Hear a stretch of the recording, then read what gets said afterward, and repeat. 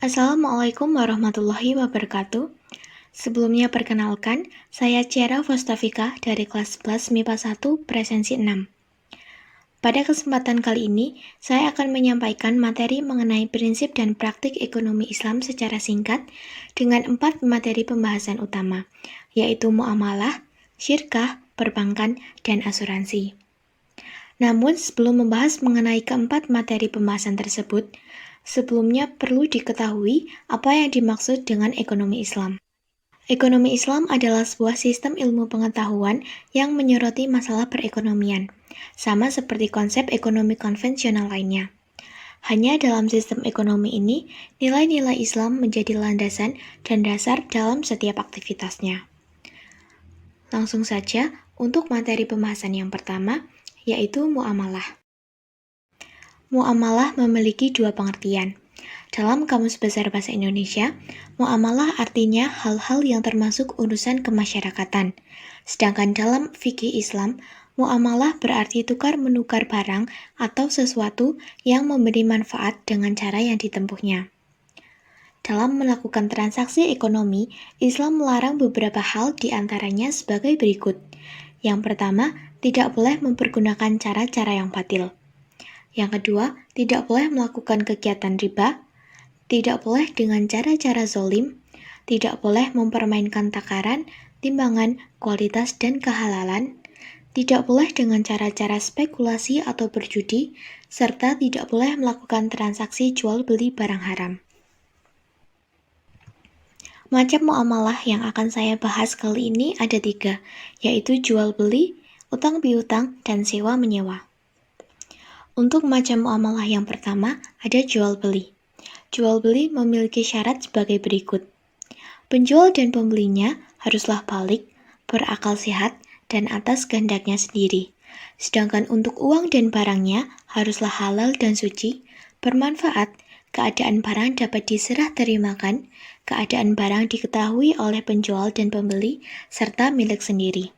Setelah kedua hal tersebut terpenuhi, maka harus ada ijab qabul atau kesepakatan antara penjual dan pembeli. Dalam jual-beli, terdapat istilah khiyar, yaitu bebas memutuskan antara meneruskan jual-beli atau membatalkannya.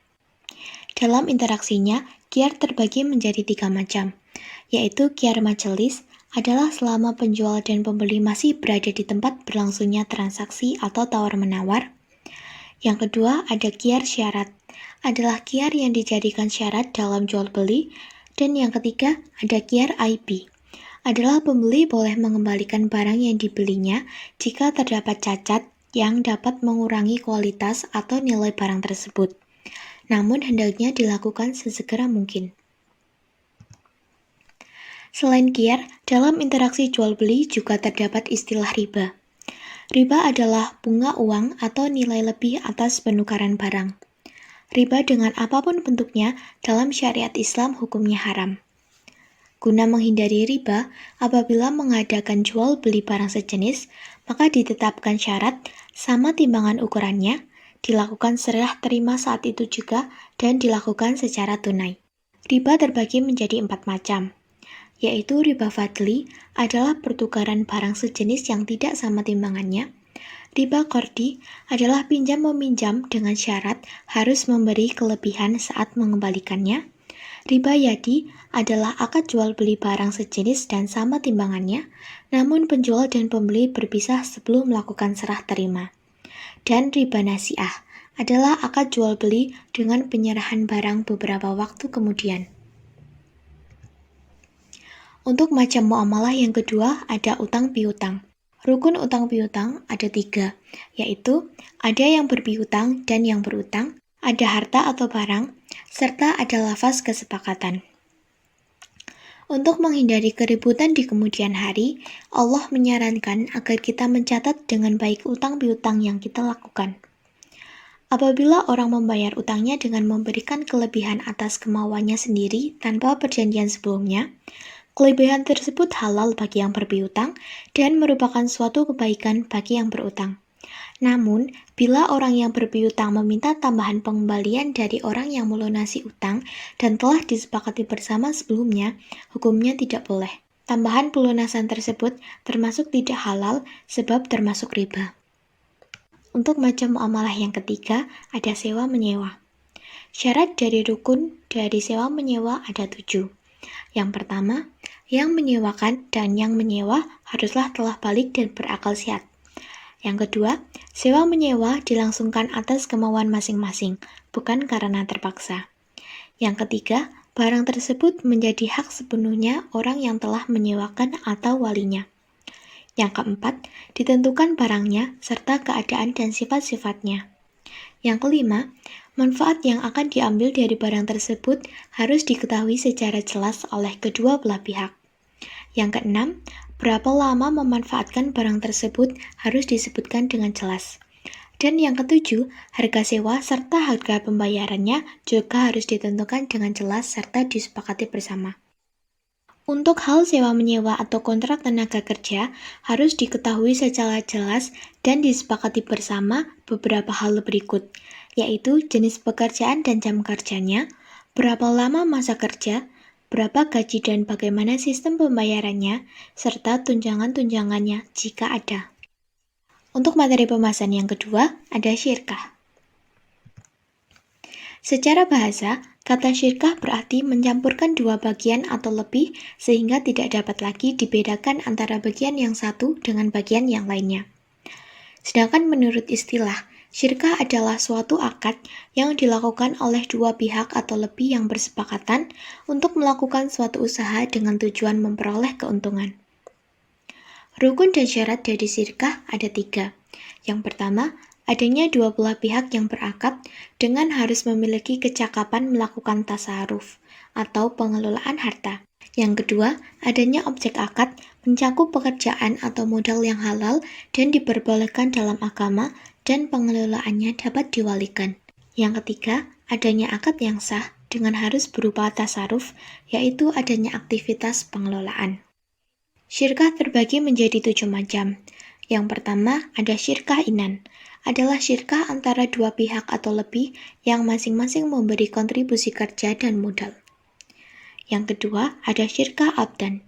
Adalah syirkah antara dua pihak atau lebih yang masing-masing hanya memberikan kontribusi kerja tanpa kontribusi modal. Yang ketiga, ada syirkah wujuh. Adalah kerjasama karena didasarkan pada kedudukan, ketokohan, atau keahlian seseorang di tengah masyarakat. Dalam syirkah wujuh, dua pihak sama-sama memberikan kontribusi kerja dengan pihak ketiga yang memberikan kontribusi modal. Yang keempat, yaitu syirkah mufawadah. Adalah syirkah antara dua pihak atau lebih yang menggabungkan semua jenis syirkah di atas. Yang kelima adalah mudharabah. Adalah akad kerjasama usaha antara dua pihak dengan pihak pertama menyediakan semua modal dan pihak lainnya menjadi pengelola atau pengusaha. Untuk yang keenam ada musaqah, muzarohah, dan muhabarah. Musaqah adalah kerjasama antara pemilik kebun dan petani. Pemilik kebun menyerahkan kepada petani agar dipelihara dan hasil panennya nanti akan dibagi dua menurut persentase yang ditentukan pada waktu awal. Yang ketujuh ada muzaraah dan muhabarah.